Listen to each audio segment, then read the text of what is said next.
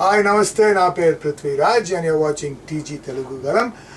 Don't forget to subscribe.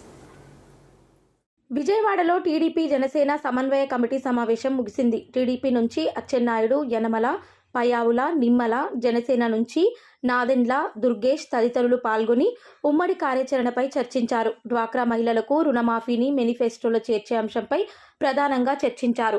ఈ నెల 28న తాడేపల్లిగూడెంలో బహిరంగ సభ నిర్వహించనున్నారు. చంద్రబాబు, పవన్ హాజరయ్యే ఈ సభలో కీలక ప్రకటనలు ఉండే అవకాశం ఉంది.